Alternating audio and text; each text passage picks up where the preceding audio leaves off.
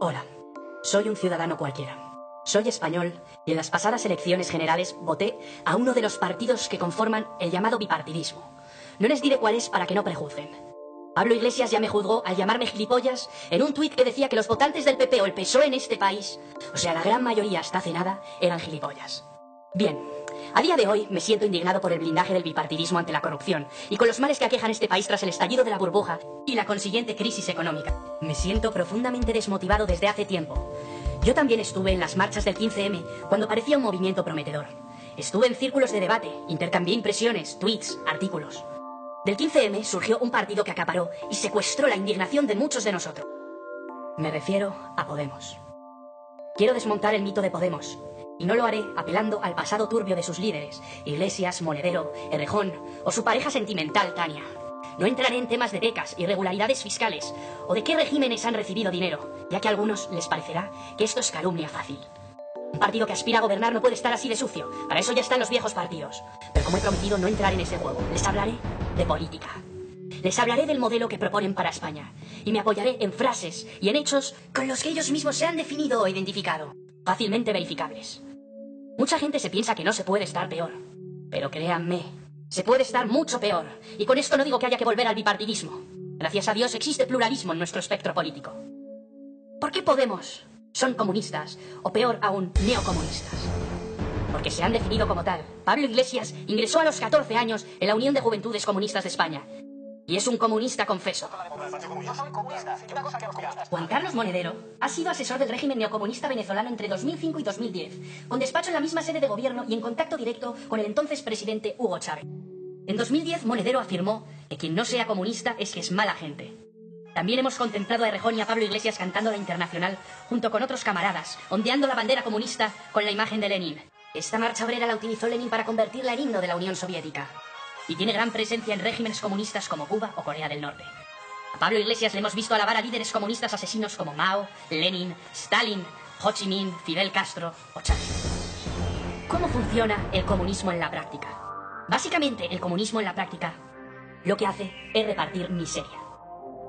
El comunismo parte de la premisa aparentemente feliz y solidaria del equitativo reparto de riqueza, un sistema obsoleto que siempre, y digo siempre, ha fracasado en la práctica. El ingenuo simpatizante del comunismo sigue pensando que va a recibir los bienes de los ricos en un sistema redistributivo de la riqueza. Y hasta ahora, la historia lo único que ha demostrado es que los ricos se van, lo expropiado se lo reparten entre los del gobierno y que lo único que reparten entre el pueblo es la miseria. En realidad es un sistema bastante injusto, ya que premia de igual manera al que se mata a trabajar que al que se relaja. A falta de incentivos para trabajar, el rendimiento general del país baja, el Producto Interior Bruto baja, y a través de un abusivo sistema fiscal confiscatorio, se arrebata a la ciudadanía su riqueza para repartírsela entre la gente próxima al poder, y en contraprestación al pueblo solo se le devuelven las migajas. ¿Cómo un sistema neocomunista que genera miseria puede persuadir y luego perpetuarse en una democracia? A través de lo que denominamos las 3 fases neocom. La primera, la del engaño. Consiste en seducir a un electorado desanimado a base de feroces críticas al status quo y al sistema. Ese electorado pasa del desánimo a la indignación, y de la indignación a la esperanza con las falsas promesas. Así se conforma el Frente Popular. Segunda fase. Toma y control del poder. Una vez urdida la táctica del engaño, le sobreviene la segunda fase, unas elecciones democráticas con la consiguiente toma y control del poder. No olvidemos que los dictadores pueden ganar unas elecciones democráticas sin dar un golpe de Estado. Cuando se ha tomado el poder, le sigue la tercera fase. El afianzamiento en el poder. Para ello es necesario cambiar el sistema y abrir un proceso constituyente para poder perpetuarse en él. Un calco a lo que hicieron en su momento Fidel Castro, Chávez, Rafael Correa, Evo Morales. Una vez afincados en el poder, de forma paralela también es necesario un instrumento para cuando surjan voces críticas. Este instrumento es la represión. A través de la censura en los medios y la instauración de la violencia y el terror. Desarrollemos ahora las 3 fases. 1. El engaño. Podemos es un partido neocomunista y como todo partido neocomunista, su objetivo es la toma de poder a cualquier precio. Una vez en el poder, como ya hemos dicho, intentarán derrocar el bipartidismo para establecer el partido único y el pensamiento único. ¿Cómo ganarse el voto del pueblo?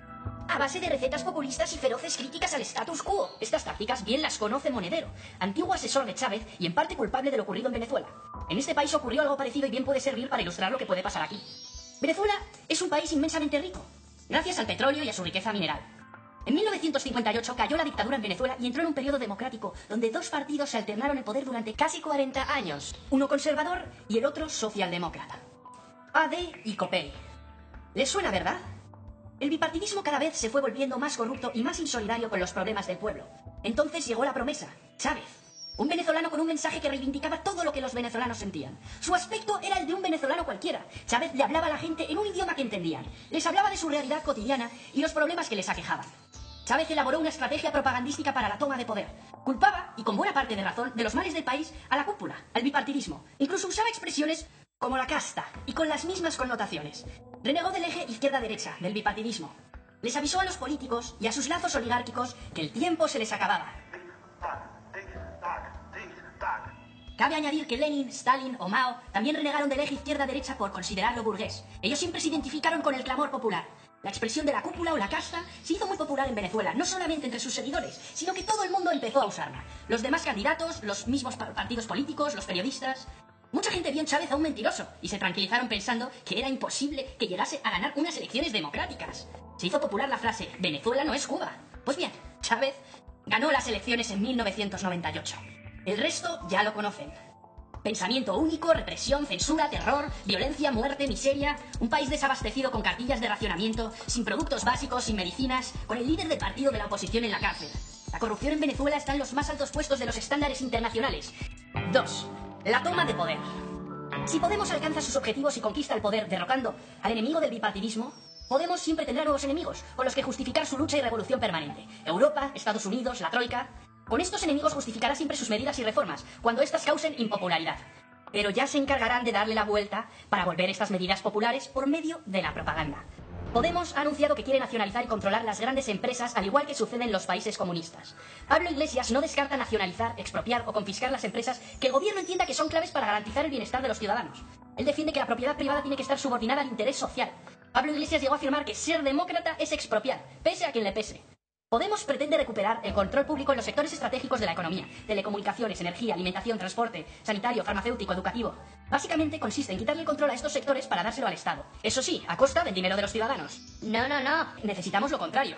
Detraer poder del Estado, de las administraciones, para devolvérselo a la ciudadanía. Y tomar medidas para que los gobernantes no puedan sustraer dinero de las arcas del Estado y favorecer sus intereses y el de sus allegados. Para que no ocurra lo que ha ocurrido en Rivas de Vacia Madrid con Tania y los suyos, en Cataluña con los Puyol, en Valencia con el PP, en Andalucía con el PSOE. ¿De verdad alguien se cree que dándole más poder al Estado, más poder a Pablo Iglesias, él va a saber mejor que nadie cómo administrarlo? Pablo Iglesias quiere ondear la bandera de la regeneración, de la pureza y lucha contra la oligarquía. Pero su modelo de más poder para el Estado conduce inevitablemente a la creación de una nueva casta oligárquica, una neocasta. Algunos partidos como Podemos quieren poner a los suyos y hacer más gigante al Estado. No quieren eliminar a la casta, quieren sustituirla. Precisamente necesitamos lo contrario, minimizar la burocracia y que el Estado sea más pequeño. Podemos aboga por cambiar el derecho constitucional de propiedad privada y expropiar viviendas, tanto de bancos e inmobiliarias como de particulares, al tiempo que aboga por aplicar impuestos confiscatorios de forma arbitraria sobre todos aquellos inmuebles que el Estado considere infrautilizados. Por ejemplo, la segunda vivienda, como ese chalet de Torrevieja que muchas familias disfrutan en el periodo estival. Ese chalet lo podrán dar en alquiler social, cuando el banco malo, el Sareb, participado con capital público, tiene viviendas suficientes vacías para dar en alquiler social a miles de familias. Hemos oído de Podemos que pretenden incluso legalizar la ocupación o abrir las fronteras como la valla de Melilla y dar pleno derecho a los inmigrantes ilegales. Podemos, como partido neocomunista, quiere vivir a costa de exprimir dinero a los ciudadanos vía impuestos. Dicen que se lo subirán de manera especial a los ricos, pero la fortuna de los ricos se irá del país. Proponen un saqueo fiscal por encima de las cotas que hemos vivido con el PP, que ha ahogado a las clases medias. Es la única solución para mantener un Estado hipertrofiado y en el que no pretenden un modelo de austeridad económica al Estado o recorte del gasto, sino seguir aumentando la deuda y encima no pagarla. ¿De dónde sacarán el dinero si pretenden impagar la deuda? ¿Quién nos va a prestar dinero? ¿Quiénes serán nuestros acreedores? El caso será muy similar a lo que ha ocurrido en Grecia con el gobierno neocomunista de Syriza, el modelo europeo que nos quieren proponer. Se respira el cambio en Grecia y se respira el cambio en el sur de Europa. Necesitamos que nos llegue más dinero a los bolsillos y que no nos lo sustraiga el Estado como ocurre en Cuba. País comunista gobernado por Fidel Castro, el séptimo mandatario más rico del planeta, mientras los cubanos viven en la miseria. También los venezolanos viven en la miseria, mientras a los ministros, empresarios y funcionarios públicos vinculados al régimen bolivariano de Venezuela, a los que se denomina boliburgueses, arrimados al gobierno, no ocultan su nivel de vida ostentosa, incluso hacen alarde de sus lujos y posesiones. 3. Afianzamiento en el poder. Para afianzarse en el poder, los partidos neocomunistas necesitan cambiar la Constitución. La Constitución española a los neocomunistas de Podemos no les gusta, pues habla de una soberanía nacional que reside en el pueblo, en el conjunto de los españoles. Defiende la propiedad privada, habla de la separación y limitación de poderes. Pablo Iglesias llegó a despreciar la Constitución española en una ricotaberna, diciendo que solo es un papelito, un candado. Para cambiar esa Constitución que desprecian, quieren disolver las Cortes y abrir un proceso constituyente, al igual que sucedió en Venezuela en 1999, en Bolivia en el 2007 o en Ecuador en el 2008. Entre otras cosas, para perpetuarse en el poder de manera indefinida, con el agravante de que Pablo Iglesias, como buen antisistema, odia la monarquía, el himno, la bandera, la historia de España, los toros, las fiestas de tradición católica como la Navidad, la Semana Santa. ¿Se imaginan cómo podría quedar la Constitución con un proceso constituyente? Pues bien, Juan Carlos Monedero, número 3 de Podemos, tesorero del partido, ha sido designado como secretario del proceso constituyente. El instrumento con el que los partidos neocomunistas acallan a los insurgentes o las voces críticas es la represión. Podemos es un partido neocomunista y los partidos neocomunistas, cuando gobiernan, intentan reprimir a todo aquel que no piensa como ellos y coartar su libertad de expresión. Un derecho fundamental o un derecho humano señalado en el artículo 19 de la Declaración Universal de los Derechos Humanos. En cuanto a los medios de comunicación, Pablo Iglesias está en contra de que existan medios privados. Está a favor de que solo existan medios públicos financiados por la ciudadanía, como instrumento de propaganda del régimen. A Pablo Iglesias le hemos oído decir en un hábil giro retórico: que existan medios privados ataca a la libertad de expresión. Pretende nacionalizar los medios, que estén controlados por el gobierno. Los medios de comunicación tienen que tener control público. Al ser preguntado sobre la Ley Orgánica de Comunicación de Ecuador aprobada por el gobierno de Rafael Correa, tachada desde muchos sectores como Ley Mordaza, y sobre si él sería partidario de una regulación de la comunicación desde el poder público, Iglesias afirmó contundente: absolutamente. La Ley Mordaza de Ecuador crea organismos de fiscalización y control a los medios con el objetivo de blindar a su gobierno de la crítica y la rendición de cuentas, mientras le da la espalda a los ciudadanos. Son ya muchos periódicos, webs, blogs, los que han tenido que cerrar por ser críticos con su gobierno. Correa hace constantemente alarde de músculo, rompiendo él mismo periódicos en público. En Venezuela, país neocomunista, sucede algo parecido. La gente no puede comprar productos básicos. El desabastecimiento de productos básicos es tan brutal que los venezolanos se pasan horas para conseguir harina, pañales, leche o papel higiénico. Con tal de que no se produzca una alarma social, los niveles de represión han llegado al punto de que quien tome una foto de una estantería vacía en un supermercado o filme o saque fotos de las colas del pueblo en los supermercados está cometiendo un delito tipificado y penado. No se puede hacer porque, según el gobierno, eso desata el pánico consumista.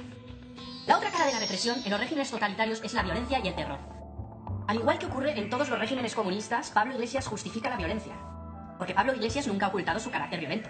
En una conferencia en Segovia, el líder de Podemos pidió disculpas por no romper la cara a los fachas con los que discuto en televisión. Además, en un gesto lleno de odio, animó a los asistentes a irse de cacería a Segovia para aplicar la justicia proletaria, que es lo que se merecen unos cuantos. En otra ocasión, animó a los jóvenes a entrenarse porque se avecina una crisis terminal del capitalismo y tendremos que estar preparados para tomar las armas. En otra conferencia, presumía de haber agredido a otras personas de clase inferior a la suya. Le rompí un hueso de una mano por dar un puñetazo. Di un puñetazo porque un grupo de lumpenes, gentuza mucho más baja que la nuestra, intentó robar una mesa de mezclas. A Pablo Iglesias le hemos visto emocionarse cuando pegan a un policía. O le hemos visto abrazado a Pablo Hasél, rapero comunista condenado a 2 años de prisión por enaltecimiento del terrorismo, en cuyas letras podemos encontrar frases como sueño con Kalashnikovs, muerte a los Borbones, yo fusilaría a Zapatero en las ventas o merece una bomba Televisión Española. A Pablo Iglesias le hemos visto deshacerse en elogios a Mayur y a ETA, a Monedero justificar el terrorismo. En un programa de La Tuerca, Pablo Iglesias defendió que el derecho a portar armas es una de las bases de la democracia. En Venezuela, ese régimen que tanto gusta a Pablo Iglesias, los jóvenes que piden justicia, seguridad, alimentos, nada más que lo esencial e imprescindible, son callados con balas y golpes. Se les considera terroristas por hacer fotos de las marchas, se les encarcela y se les maltrata. Estos jóvenes luchan por la libertad, no es una cuestión política, no importa la ideología. Luchan porque se les escuche, mientras las televisiones y los periódicos callan. En las protestas en contra del gobierno de febrero de 2014 en Caracas, se cifraron numerosas muertes de manifestantes por parte de la policía. El líder del partido de la oposición, Leopoldo López, tras las manifestaciones está en la cárcel, cuando la Fiscalía General de la República emitió una orden de arresto en su contra, acusándolo sin pruebas de terrorismo, homicidio e incendio de edificios públicos. Maduro ha reforzado las precauciones recientemente, permitiendo el uso de armas de fuego por parte de la policía para reprimir a los manifestantes. Venezuela es el segundo país más inseguro del planeta, con unos 25.000 asesinatos al año, según la ONG Observatorio de la Violencia de Venezuela. No se pueden publicar imágenes de los cadáveres que se apilan cada día, sobre todo los fines de semana, en las instalaciones forenses. También es delito. Terminaré hablándoles del Libro Negro del Comunismo, Crímenes, Terror y Represión. El Libro Negro del Comunismo es un libro escrito por profesores universitarios y experimentados investigadores europeos, en el que se realiza una estimación de las muertes que ha producido el comunismo, que se acerca a la cifra de 100 millones. Casi 10 veces más muertes que las que produjo otro régimen extremo execrable, el nacionalsocialismo. Decía Edmund Burke que para que el mal triunfe basta con que la gente buena no haga nada. Quiero hacer una llamada a la esperanza. Hay opciones democráticas que pueden devolver a este país la regeneración democrática que nos merecemos. Hemos de dejar el odio y la venganza de lado. No debemos empeñarnos en destruir lo bueno, sino en construir una España mejor entre todos.